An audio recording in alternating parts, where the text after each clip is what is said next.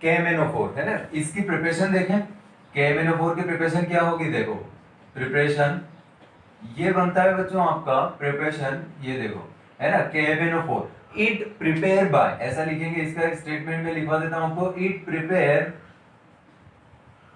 Prepare by fusion of, it prepare by fusion of MnO2 है ना, MnO2 with, या फिर ऐसा लिखेंगे MnO2 विथ ही लिख लेंगे, विथ है ना, MnO2 विथ क्या लिखेंगे, alkali hydroxide,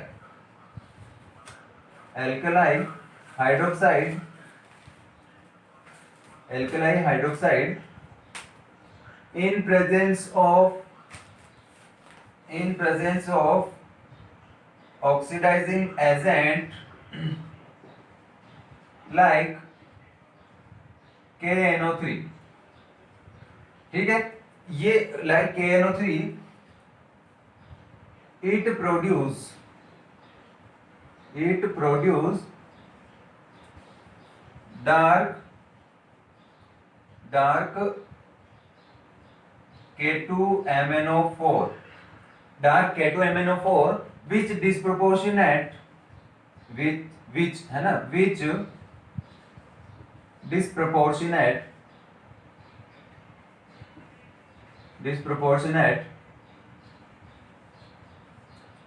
in acidic medium,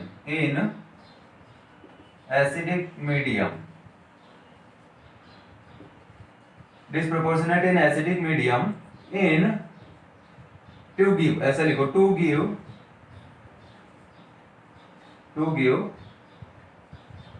KMnO4। अब देखो इतना लंबा स्टेटमेंट है, आपको याद रखना है। प्रिपरेशन जो आपने बताई है, क्या बोला है, KMnO4 की प्रिपरेशन कैसे होती है, it prepare by fusion of MnO2, ये MnO2 लिखना, सॉरी यहाँ MnO2 आएगा, तो MnO2 with alkaline hydroxide in oxidising, in presence, यहाँ पे भी एक पॉइंट छूटा है, यहाँ पर लिखना है आपको, in presence of oxidising agent like, oxidising agent यहाँ पर भी मिस्टेक किया है, ये इसको बनाना आप ऑक्सीडाइजिंग एजेंट लाइक, ये क्या बनेगा आपका, लाइक KNO3 है ना, KNO3 which produce, या it gives, which produce है ना, it produce dark K2MnO4 which disproportionate in acidic medium to give KMnO4, potassium permanganate देगा। तो आपको क्या याद रखना है कि जब, अब इसकी रिएक्शन देख लेते हैं, हमने क्या बोला है कि MnO2 का फ्यूजन होगा, प्लस क्या लेंगे आप, एल्केलाइन हाइड्रोक्साइड और ऑक्सीजन की प्रेजेंस लेते हैं, तो क्या ये O2 कहां से आया बच्चों, ये KNO3 से आया है, ठीक है ना, आपको क्या याद रखना है, ये एक ऑक्सीडाइजिंग एजेंट है, इसकी प्रेजेंस में लेंगे तो ये O2 देगा, ठीक है, तो ये O2 के साथ रिएक्शन करके क्या बनाएगा, आपने बताया है कि ये K2 डार्क K2MnO4 देगा, ठीक है, तो ये होगा आपका डार्क कलर होगा, ये डार्क कलर कॉम्प्लेक्स होगा, तो ये देगा K2MnO4।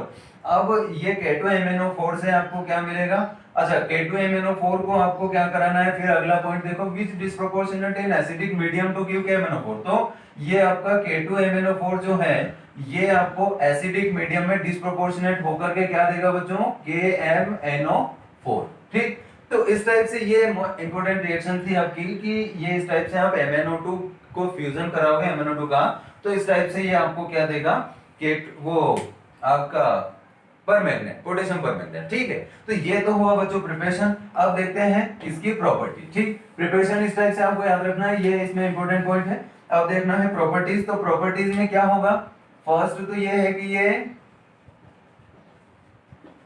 फर्स्ट पॉइंट है ना, फर्स्ट पॉइंट देखो, फर्स्ट पॉइंट क्या है कि ये एक डार्क कलर कॉम्प्लेक्स होता है, it is dark purple colour complex, ठीक, एक डार्क कलर कॉम्प्लेक्स होता है। सेकेंड पॉइंट क्या है, ये क्या काम करता है बच्चों, वैसे तो ये कैसा होता है, इसमें कोई अनपेड इलेक्ट्रॉन नहीं होता है ना पोटेशियम परमैंगनेट में, तो जो मैग्नेट होता है, मैग्नीज जो होता है, वो क्या क्या रहता है, KMnO4, ये +7 ऑक्सीडेशन स्टेट में है, तो अब तो कलर शो नहीं करना चाहिए, क्योंकि यहाँ पर D में 0, मतलब पूरा आपका क्या है, अनपेड इलेक्ट्रॉन है ही नहीं, बट ये कलर शो करता है। तो सेकंड पॉइंट आपको क्या लिखना है कि it shows colours it shows colour due to charge transfer spectra, CTS, due to charge transfer spectra. ठीक है, सपोज आप लेते हैं यहाँ पर O2 माइनस में है और ये क्या करता है O1 माइनस में रह करके अगर एक इलेक्ट्रॉन डोनेट करता है तो ये Mn जो है आपका, ये क्या करेगा, Mn अगर आपका +7 में भी है और एक इलेक्ट्रॉन एक्सेप्ट करता है तो ये क्या करेगा, इधर Mn आपका बनाएगा +6, ऐसा बन सकता है ना। तो ये आपका कलर शो किस वजह से करता है, due to charge transfer spectra. Third point इसका क्या है प्रॉपर्टी में, थर्ड पॉइंट होगा आपका it shows temperature depending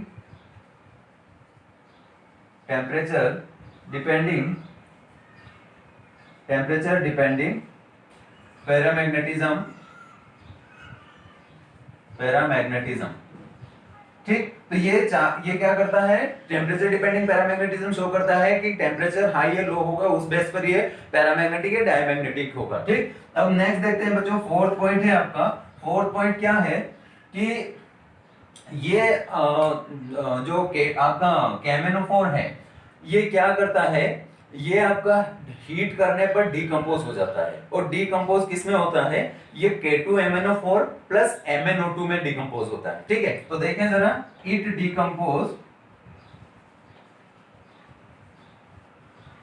decomposes on heating या इन K2MnO4 and MnO2 on heating on heating. ठीक है, तो बच्चों ये पॉइंट आपको याद रखना है कि ये KMnO4 जो है ये हीट करने पर K2MnO4 एंड MnO2 में डिकम्पोज होता है। तो वो कैसे होता है, जरा इसको देख लेते हैं। देखो क्या बनाएगा, ये आपका KMnO4 है ना, देखो ये KMnO4 प्लस इसको आप हीट करा रहे हैं तो ये बनाएगा आपका K2MnO4 plus MnO2 plus O2। ठीक है, तो ये इस टाइप से डिकम्पोज होगा। अब इन दोनों की स्ट्रक्चर जरा हम देखें, ये है आपका क्या K2MnO4, ये है KMnO4, तो ये होगा बच्चों आपका कैसा, K और O4 है ना, ऑक्सीजन है, सॉरी ये Mn। अब यहाँ आप ले लो, एक काम करो, इसका पोटेशियम हटा दो, इसका पोटेशियम हटाओगे तो ये MnO4 माइनस होगा और इसका पोटेशियम हटाओगे तो ये होगा MnO4 2 माइनस। तो ये क्या करेगा, इसकी स्ट्रक्चर बना के देखो, ये पॉइंट हटा देता हूं मैं, इसकी स्ट्रक्चर क्या होगी, ये होगा आपका Mn, अब यहाँ 4 ऑक्सीजन है तो ये होगा आपका ऑक्सीजन 1 माइनस, ये होगा डबल बॉन्डेड ऑक्सीजन और ये होगा आपका, ऐसा बना सकते हैं, डबल बॉन्डेड ऑक्सीजन। ठीक, अब वैसे यहाँ क्या होगा, यहाँ होगा आपका Mn और ये होगा आपका ऑक्सीजन सिंगल माइनस, और सॉरी यहाँ हमने मिस्टेक किया है, ये डबल बॉन्डेड रखो इसको, और यहाँ ये सिंगल बॉन्डेड और यहाँ सिंगल, और यहाँ आपका होगा डबल बॉन्डेड और ये डबल। ठीक, तो बच्चों ये दोनों जो ये, अब इसको क्या बोलेंगे, इसको बोलेंगे बच्चों पर मैग्नेट और इसको बोलेंगे मैग्नेट। ठीक है, इन दोनों के नेम अलग अलग हो जाएंगे। तो ये पॉइंट्स भी मैं आपको इधर ऊपर बना करके दिखा देता हूं। देखो ये होगा आपका क्या, पर मैग्नेट, ये कैसा होगा आपका, और ये होगा आपका मैग्नेट, ये मैग्नेट। अब देखो ये दोनों क्या है, sp3 हाइब्रिडाइज्ड है ना। तो एक और पॉइंट ये हो जाए, एक तो हो गया पर मैग्नेट, ये मैग्नेट, दोनों के नेम हो गए। सेकंड हो गया आपका ये भी sp3 हाइब्रिडाइज्ड है, ये भी sp3 हाइब्रिडाइज्ड है। से थर्ड हो गया आपका, यहाँ इसमें क्या है बच्चों, ये +7 ऑक्सीडेशन स्टेट में है तो इसमें d में क्या है 0, तो ये, और इसमें d में क्या है 1 इलेक्ट्रॉन है ना, क्योंकि ये कैसा है K2 था वहां पर, तो ये +6 में था। तो अभी आपको ये देखना है, तो यहाँ क्या हो जाएगा आपका +4, ये d0 और d1, तो यहाँ अनपेयर्ड इलेक्ट्रॉन नहीं है, मतलब क्या होगा, आप इसको भी लिख सकते हो नो अनपेयर्ड इलेक्ट्रॉन्स। यहाँ पर क्या है 1 अनपेयर्ड इलेक्ट्रॉन। ठीक है, नेक्स्ट होगा, ये हटा देता हूं मैं, अगला होगा आपका क्या, अगला इनका sp3 हाइब्रिडाइज्ड है तो टेट्राहेड्रल ज्योमेट्री इनकी होगी, वो भी आप नोट कर सकते हैं, टेट्राहेड्रल, ये भी सेम होगा टेट्राहेड्रल। अब 6 पॉइंट आता है बच्चों आपका, अनपेयर्ड इलेक्ट्रॉन के बेस पर पेरा या डाया, ये कैसा होगा आपका डायमैग्नेटिक, बिकॉज ये क्या है बच्चों, अनपेयर्ड इलेक्ट्रॉन नहीं है, और ये आपका कैसा होगा पैरामैग्नेटिक होगा due to paramagnetic due to क्या होगा, unpaired electron, one unpaired electron. ठीक है बच्चों, तो यहां तक आपने समझा। अब इसके बाद एक और पॉइंट आता है, वो है ऑक्सीडाइजिंग एजेंट। तो आपको क्या बताना है, देखो ये पॉइंट भी आप इसके साथ नोट करो। ये बोल रहा है कि it is works as good oxidising agent, good oxidising agent in acidic medium, in acidic medium. ठीक है, देखो जरा कैसे एसिडिक मीडियम में, सपोज आपने लिया MnO4 माइनस, है ना, MnO4 माइनस प्लस में आपने लिया H प्लस, और यहां आपने ले लिया सपोज I माइनस, तो क्या होगा, ये क्या करेगा, ऑक्सीडाइजिंग एजेंट का काम करेगा, तो I को क्या कराएगा, ऑक्सीडाइज कराएगा। तो यहाँ I आपका क्या बन जाएगा, I2 के फॉर्म में। अब बाकी बचेगा आपका क्या, MnO2। ठीक है, तो ये ऐसे हो जाएगा बच्चों। तो ये क्या काम, हाँ एक H2O भी निकाल दो, काम को प्लस में आपका H2O निकल जाएगा। तो इस टाइप से बच्चों ये क्या करता है, ऑक्सीडाइजिंग एजेंट का काम करता है। ये भी इसकी एक प्रॉपर्टी हो गई।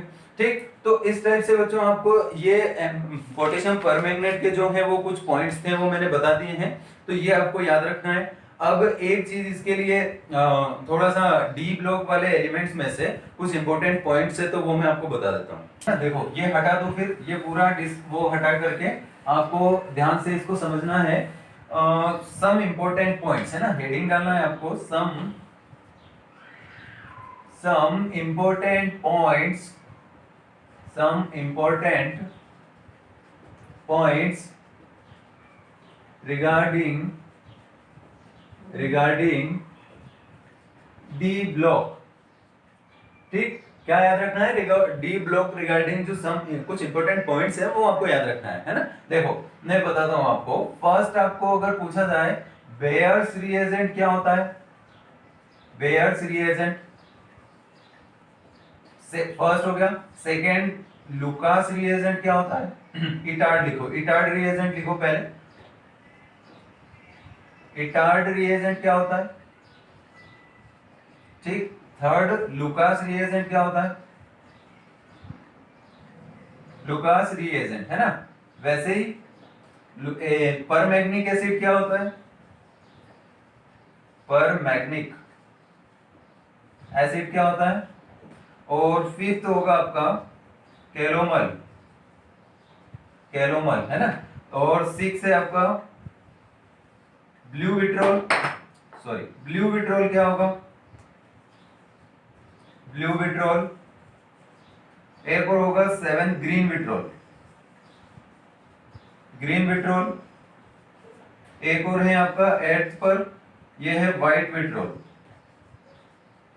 ठीक है बच्चों, तो ये जो इतने सारे जो मैंने नाम लिखे हैं इन सभी के फॉर्मूलाज हैं, यानी कि इनके ये सारे डी ब्लॉक के ही कुछ कंपाउंड्स हैं ऐसे जिनके सभी के अलग अलग यूजेस हैं। ठीक है, देखो ये सारे कैटलिस्ट का भी काम करते हैं, कुछ सबके ऑक्सीडाइजिंग एजेंट, डिफरेंट डिफरेंट इनके वर्क्स होते हैं। तो पहले इनका फॉर्मूला देखना आपको, ये कंपलसरी है कि बेयर्स रिएजेंट किसको बोलेंगे, तो ये होगा बच्चों आपका 1% एल्केलाइन, एल्केलाइन है ना, 1% एल्केलाइन KMnO4। पोटेशियम परमैंगनेट कैसा, 1% एल्केलाइन। ठीक है, ये इटार्ड रिएजेंट क्या होता है बच्चों, ये होता है आपका CrO2Cl2। ठीक है, वैसे ये लुकास रिएजेंट क्या होता है आपका, ये होता है इटार्ड हो गया, Lucas reagent ZnCl2 plus HCl। ठीक है बच्चों, तो ये है आपका कॉन्सेंट्रेटेड HCl होगा, और ये ZnCl2 जो है ये क्या होगा आपका लूनार, इसको बोलते हैं लुकास रिएजेंट, है ना, लुकास रिएजेंट। अब नेक्स्ट क्या है, परमैग्निक एसिड कैसा होगा, HMnO4। ठीक, अगला क्या है आपका कैलोमल, कैलोमल क्या होता है Hg2Cl2। ठीक है, ये इस टाइप से ये कैलोमल। ब्लू विट्रोल क्या होगा FeSO4.5H2O, ये होगा आपका CuSO4.5H2, है ना, CuSO, सॉरी ये थोड़ा सा यहाँ पर डिफरेंट आ गया है, ये देखो ये Cu और ये Fe करो उसको, है ना। ग्रीन आपका कैसा होगा आयरन वाला, यहाँ होगा .7H2O। अब इस वाले में क्या होगा आपका व्हाइट विट्रोल में, यहाँ आप रखेंगे जिंक सल्फेट .7H2O। ठीक है बच्चों, तो ये कुछ इंपॉर्टेंट पॉइंट्स थे, ये मैंने आपको बताए हैं, ये इनके नेम और फॉर्मूलाज होंगे। अब देखो एक दो और रिमेनिंग है, मैं वो भी करा ही देता हूँ कंप्लीट आपका। देखो एक और पॉइंट बचता है, वो कौन सा था आपका, 7 8 हो गए थे ना, 9 वाला देखते हैं। 9 वाला होगा आपका लूनार कास्टिक। ये लूनार कास्टिक क्या होता है बच्चों, ये लूनार कास्टिक होता है, लूनार कास्टिक ये होता है क्या, AgNO3। सिल्वर नाइट्रेट का नाम सुना है, सिल्वर नाइट्रेट क्या होता है आपका,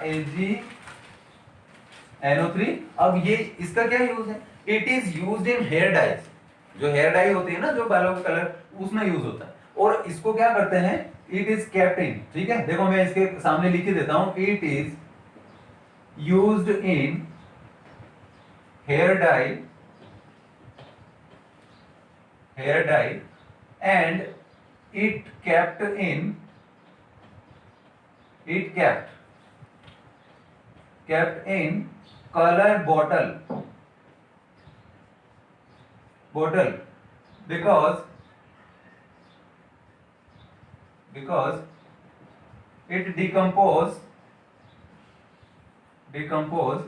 composes in presence of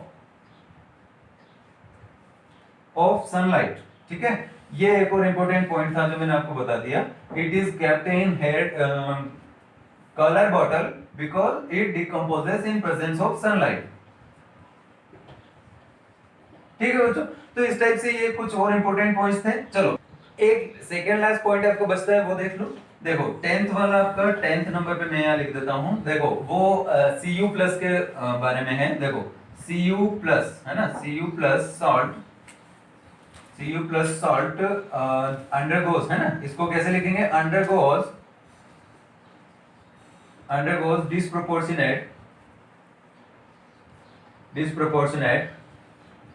in Cu है ना, undergoes disproportionate in aqueous medium, इसको ऐसा लिखना है, एक्वस मीडियम, ठीक है। अब देखो कैसे होगा, ये सपोज यहाँ आप रिएक्शन देखना, Cu प्लस है, अब यहाँ एक्वस मीडियम रहेगा, तो ये क्या करेगा, एक्वस मीडियम आपका अगर H2 हो रहा है ना, एक्वस मीडियम, तो यहाँ क्या होगा बच्चों, Cu, ये होगा 2 प्लस प्लस आपका क्या होगा Cu, ठीक। तो ये हुआ। अब एक चीज और आपको याद रखना है बच्चों, वो ये है कि हैलाइड्स है ना, ये ऊपर वाला हटा देता हूं मैं, हैलाइड्स देखो कैसे बनेगा, ये है आपका। अब इसमें क्या बताना है, इसमें एक और पॉइंट आप इसी को कंटिन्यू कर सकते हो, इसको कंटिन्यू लिखना। तो यहां लिखना है आपको halides of Cu exist except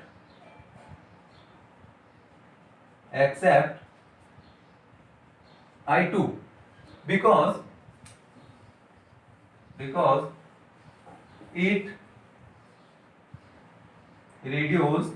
because it reduce Cu2 plus to Cu plus, ठीक है।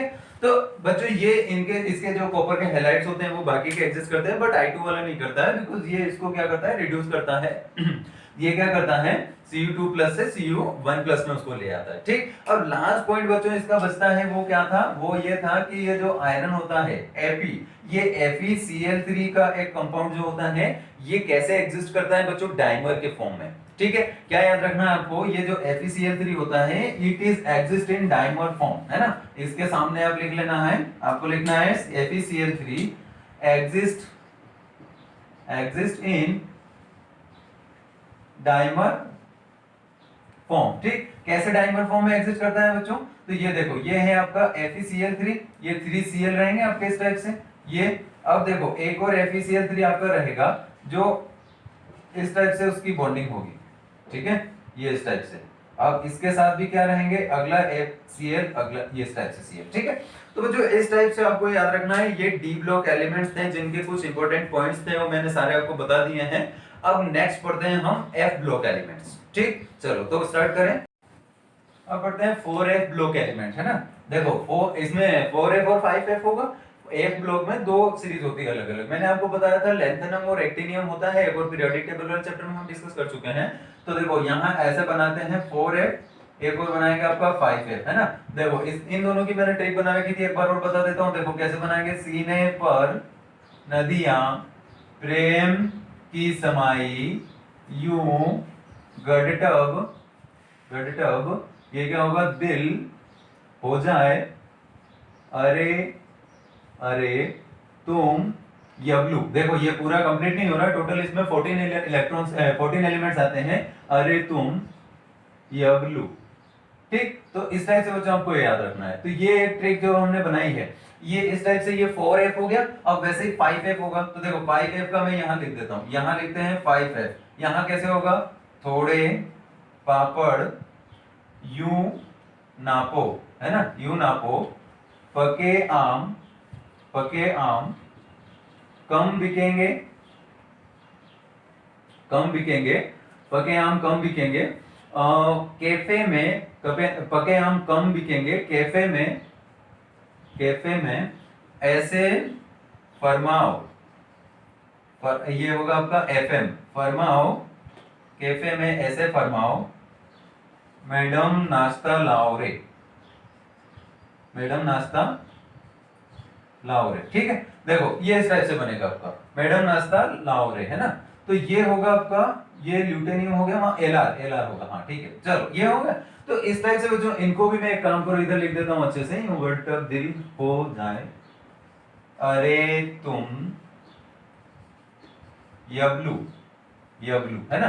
देखो ये इस टाइप से ट्रिक बनाई हुई है बच्चों। तो ये 4f हो गया, ये 5f हो गया। जरा काउंट करो, 14 एलिमेंट्स हो रहे क्या, 1 2 3 4 5 6 7 8 9 10 11 12 13 14। देख ये हो गया 4f के। 5f में देखो, 5f में 1 2 3 4 5 6 7 8 9 10 11 12 13, कौन सा छूट गया, एक और छूटा। चलो इसको सही करो, ये एक थोड़ा सा मिस्टेक यहाँ भी है, इसको ऐसा करो, ये है प्लूटोनियम, है ना। तो ये है, इस टाइप से बनाना है। अब यहाँ एक छूटा है एक, और यहाँ पर लिखेंगे हम बी के फिर सी है ना। देखो ये हो गए। अब काउंट करेंगे 1 2 3 4 5 6 7 8 9 10 11 12 13 14 हो गए।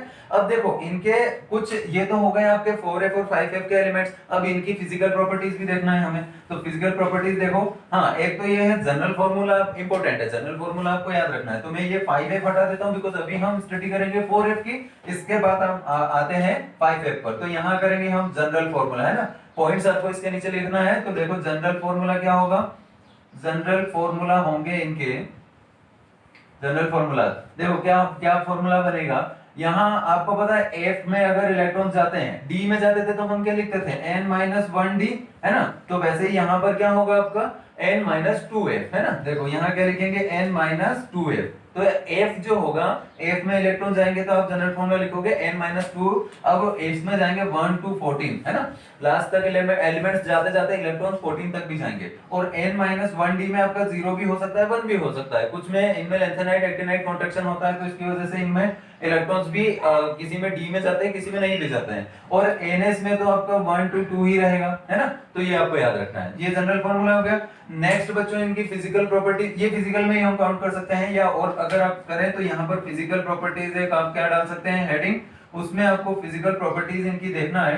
तो एक तो होता है बच्चों फिजिकल प्रॉपर्टीज में, फर्स्ट पॉइंट में बता देता हूं डेंसिटी, है ना। देखो फर्स्ट ऑफ ऑल हम यहाँ पर डेंसिटी इनकी देखते हैं। तो डेंसिटी इनकी होती है हाई, है ना। हाई डेंसिटी इनकी होती है क्योंकि ये हेवी होते हैं, थोड़े से वेट में हेवी होते हैं। तो फर्स्ट पॉइंट ये होगा, डेंसिटी हेवी होती है। सेकंड पॉइंट आपका क्या होगा, सेकंड पॉइंट होगा इनकी ऑक्सीडेशन नंबर, ऑक्सीडेशन स्टेट क्या होती है। तो आपको इस पॉइंट को कंप्लीट कैसे करना है कि दे शोज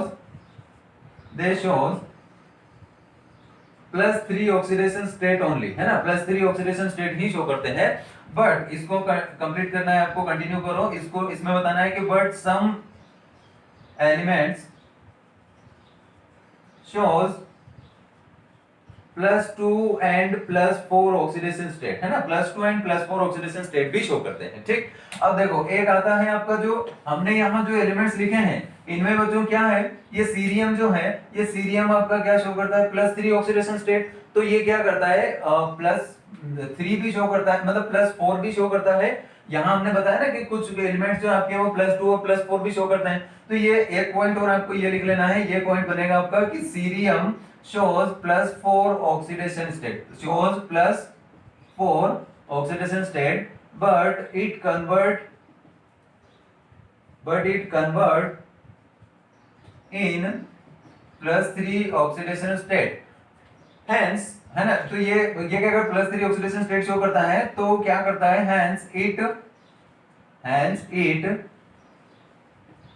वर्क्स एज, है ना, क्या लिखना है, works as oxidising agent, oxidising oxidising agent, ठीक है बच्चों। तो इस टाइप से ये पॉइंट हुआ इसका। वैसे ही ये ऑक्सीडाइजिंग एजेंट का काम करता है, तो बाकी के जैसे आपका इसमें यूरोपियम है, ये आपका है इस टाइप से, ये गैडोलियम है, तो ये क्या करते हैं बच्चों, ये रिड्यूसिंग एजेंट का काम करते हैं। इनकी कुछ ऑक्सीडेशन स्टेट होती है, वो हम देख लेते हैं। सपोज आपका ये क्या है, देखो नेक्स्ट पॉइंट आप क्या लिखोगे, यूरोपियम है ये, तो ये क्या करता है, +3 ऑक्सीडेशन स्टेट शो करता है। वैसे ये SN जो है आपका, ये भी क्या करता है, देखो ये SN जो है ये भी +3 ऑक्सीडेशन स्टेट शो करता है, बट ये क्या काम करते हैं, फिर रिड्यूसिंग एजेंट का काम करते हैं। दे वर्क्स एज, इसको ऐसा करना कंप्लीट, देखो दे वर्क्स एज रिड्यूसिंग एजेंट, है ना, इसको यहां रिड्यूसिंग आ जाएगा, देखते हैं आ गया, रिड्यूसिंग एजेंट, है ना। तो ये इस टाइप से वर्क करते हैं। अब नेक्स्ट है बच्चों, यहाँ एटॉमिक साइज और आयनिक साइज, है ना, देखो ये पॉइंट्स हमने डिस्कस किए हैं, ये फिजिकल प्रॉपर्टीज के इनके थे। अब नेक्स्ट पॉइंट आपको डिस्कस करना है एटॉमिक एंड आयनिक साइज। तो आपको क्या बताना है कि ये जो 4f ब्लॉक एलिमेंट होते हैं, ये क्या करते हैं, इनका ये जो एटम होता है एक यूरोपियम, ये यूरोपियम का साइज बच्चों सबसे मैक्सिमम होता है, लार्ज साइज होता है इसका। बाकी के इससे सारे, फिर सीरियम से लेकर के इधर आपका यहाँ ल्यूटेनियम तक सारे ही आपका क्या होता है, साइज डिक्रीज होता है। तो यहाँ आपको पॉइंट डालना है, तो वो होगा आपका atomic size, atomic and ionic size, ऐसा डालना हेडिंग। यहाँ क्या डालना है, एटॉमिक एंड आयनिक साइज, ठीक है। अब देखना है यूरोपियम जो है आपका, यूरोपियम इसकी मैक्सिमम एटॉमिक साइज होती है, बाकी फिर इसके बाद सीरियम आ जाएगा आपका, फिर इस टाइप से डिक्रीज होती जाएगी, ठीक है बच्चों। तो ये एक इंपॉर्टेंट पॉइंट था, वो मैंने आपको बता दिया। ये एक्सेप्शन होता है, तो कभी पूछा जाता है एग्जाम्स में, तो ये आपको याद रखना है। नेक्स्ट आपका देखेंगे आयनिक साइज, तो आयनिक साइज तो आपका सेम होता है, सीरियम से लेकर ये +3 होगा, फिर ऐसे इस टाइप से आयनिक साइज इनका डिक्रीज होगा, ठीक है। तो इस टाइप से बच्चों आपको याद रखना है कि इनमें क्या क्या चीजें हैं, फिजिकल प्रॉपर्टीज इनकी किस टाइप से होती है, तो ये हमने पढ़ ली है। अब एक चीज और इंपॉर्टेंट है, लेंथेनाइट कॉन्ट्रैक्शन, वो भी मैं बता देता हूं आपको, वो क्या है लेंथेनाइट कॉन्ट्रैक्शन। देखो ये क्या होता है, जो लेंथेनाइट और एक्टिनाइट एलिमेंट्स हम बोलते हैं, ये 4f और 5f के एलिमेंट्स हैं। इनमें क्या होता है, 4f में इलेक्ट्रॉन एंटर करते हैं, तो जो डी ब्लॉक मतलब डी में जो इलेक्ट्रॉन्स होते हैं वो कॉन्ट्रैक्ट हो जाते हैं, वो ज्यादा क्लोज आ जाते हैं किसके, न्यूक्लियस के। तो इसकी वजह से इनका साइज जो है वो क्या हो जाता है, थोड़ा स्मॉल हो जाता है। तो इसी को बच्चों क्या बोलते हैं, लेंथेनाइट कॉन्ट्रैक्शन। तो लेंथेनाइट कॉन्ट्रैक्शन किस टाइप से होगा, हमने 3D 4D एंड 5D इस टाइप से सीरीज स्टार्ट की थी जब पहले स्टार्टिंग में पढ़ा था। तो बच्चों यहाँ क्या होगा, 3D का साइज थोड़ा बड़ा होगा, बट ये जो लेंथेनाइट और एक्टिनाइट का जो कॉन्ट्रैक्शन होता है, इसकी वजह से बच्चों क्या हो जाएगा, ये 4D एंड 5D का साइज ऑलमोस्ट सेम हो जाएगा, है ना, ऑलमोस्ट सेम होता है। अब इसके बाद हम इनकी कुछ रिएक्शन देख लेते हैं कि ये किसके साथ रिएक्शन करते हैं, तो क्या बना, ये है आपका, देखो ये है आपका क्या, लेंथेनाइट, लेंथेनम है, जो भी एलिमेंट्स इसमें से हम ले सकते हैं। तो इसमें कुछ अलग अलग पॉइंट्स, यानी कि जैसे हमने H2 से रिएक्शन कराया, तो ये बनेगा आपका कैसा, LnH2, है ना। वैसे ही अगर आप एसिड से रिएक्शन कराओगे, तो एसिड में क्या बनेगा बच्चों आपका, हेलोजन ले लो, चलो हेलोजन ले लो। सपोज आपने H2 से रिएक्शन कराया, तो ये होगा आपका LnH2। वैसे ही अगर आप एसिड से रिएक्शन कराते, वाटर से करा दो, चलो वाटर से अगर आप H2O से रिएक्शन कराते हो, तो ये क्या बनाएगा, LnOH होल्ड वाइज। अब कार्बन से कराओगे तो क्या होगा, कार्बन से रिएक्शन कराओगे तो ये बनाएगा आपका LnC2 कार्बन, है ना। वैसे ही अगर आप नाइट्रोजन से रिएक्शन कराते हैं, तो ये क्या बनाएगा, नाइट्रोजन के साथ ये बनाएगा आपका Ln और Ln2n, है ना, ऐसे बनाएगा। अब नेक्स्ट देखते हैं हम, नेक्स्ट एक और पॉइंट आपका आता है सल्फर के साथ। तो सल्फर से वो कैसे रिएक्शन करेगा बच्चों, सल्फर Ln आपका लेगा 2 और 3, ये देखो ये हो जाएगा SO3, ठीक है। वैसे ही एक लास्ट आपका बचता है, वो है O2 के साथ रिएक्शन। तो O2 के साथ वो क्या बनाएगा, ऑक्सीजन के साथ, तो ये बनाएगा LnO3 2O3, ठीक। तो जो ये थी कुछ रिएक्शंस जो लेंथेनाइट की अलग अलग होती हैं अलग अलग एटम्स के साथ। अब एक पॉइंट और इसमें बच रहा था, वो भी मैं करा देता हूं कंप्लीट। ये मतलब ऐसे डिफरेंट, हाँ यहाँ आप चाहो तो हेडिंग डाल लेना, यहाँ आप हेडिंग डालना रिएक्शंस ऑफ लेंथेनाइट्स, है ना, रिएक्शंस ऑफ 4 ब्लॉक एलिमेंट्स, या ऐसा आप बना सकते हैं। तो ये इस टाइप से अलग अलग एटम्स के साथ रिएक्शन शो करता है। अब एक लास्ट पॉइंट बच्चों आपका बच रहा है, वो भी मैं कंप्लीट करा देता हूं। वो ये होगा, वो क्या होगा आपका कि ये देखो ये क्या काम करते हैं, डी मतलब डी ब्लॉक एलिमेंट की तरह ही ये भी कलर कॉम्प्लेक्स शो करते हैं, किस वजह से, एफ एफ ट्रांजिशन की वजह से। तो ये पॉइंट आपका लास्ट बच रहा था, वो भी मैं करा देता हूं। दे शोज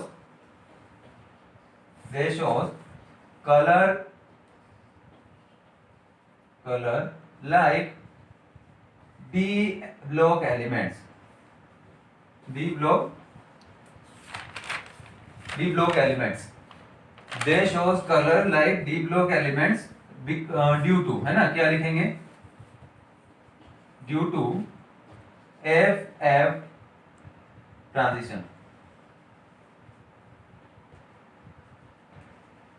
ठीक, तो बच्चों ये हुआ आपका 4f। 4f में क्या पढ़ा हमने, लैंथेनॉइड्स। अब लैंथेनॉइड्स की सारी प्रॉपर्टीज हमने पढ़ ली है। अब लास्ट आपका इस टॉपिक का बचता है बच्चों, वो है आपका 5f, है ना।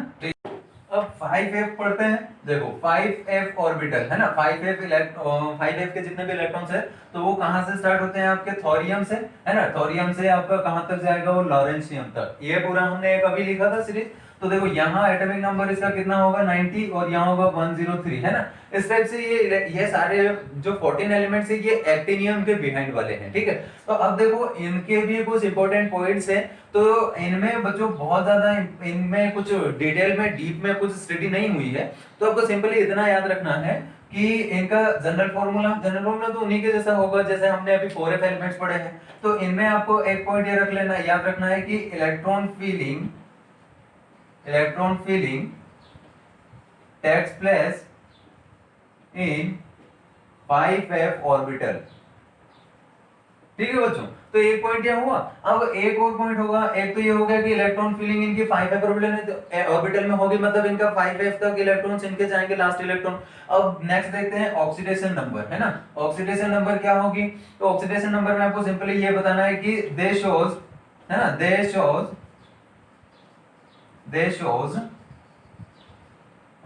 +3 oxidation state like 4f block elements,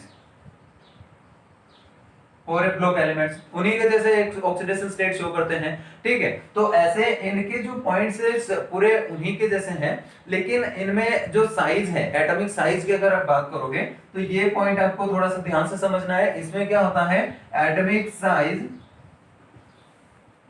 decreases as atomic number decreases, है ना। atomic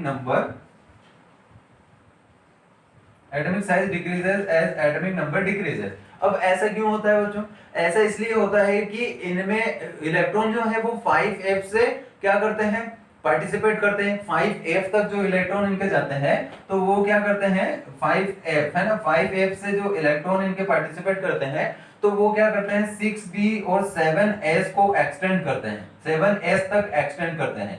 6d जो 5f से जो इलेक्ट्रॉन इनके पार्टिसिपेट करते हैं बॉन्डिंग में, तो वो 6d और 7s तक एक्सटेंड होता है। इनका एटॉमिक नंबर इलेक्ट्रॉनिक कॉन्फ़िगरेशन इनका कहां तक होता है, 7s तक।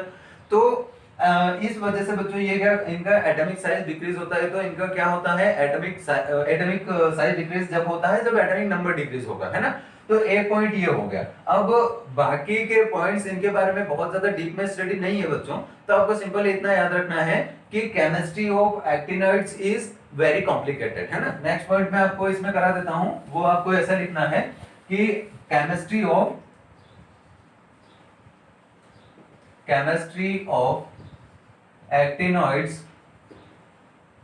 एक्टिनॉइड, है ना। ये लैंथेनॉइड एक्टिनॉइड भी बोलते हैं इनको, 4f और 5f एलिमेंट को। तो आपको क्या याद रखना है, chemistry of actinoids is very complicated, है ना, कॉम्प्लिकेटेड। इस वजह से इनकी ज्यादा स्टडी नहीं होती है। क्यों, क्या रीजन है, because they are radioactive. सबसे इंपॉर्टेंट पॉइंट ये आपको याद रखना है कि एक्टिनॉइड्स आर रेडियो एक्टिव, तो इनकी स्टडी बहुत ज्यादा नहीं होती, ठीक, because they are radioactive, है ना। देखो इसको कंटिन्यू कर रहा हूं मैं, because they are radioactive. बच्चों ये पॉइंट इंपॉर्टेंट है, ये आपको याद रखना है। रेडियो एक्टिव जो एलिमेंट्स होते हैं उनकी स्टडी बहुत डीप में नहीं होती है। ठीक, तो ये था बच्चों आपका डी ब्लॉक एलिमेंट्स। इसके बाद वाला चैप्टर हम कल स्टार्ट करें। Thank you.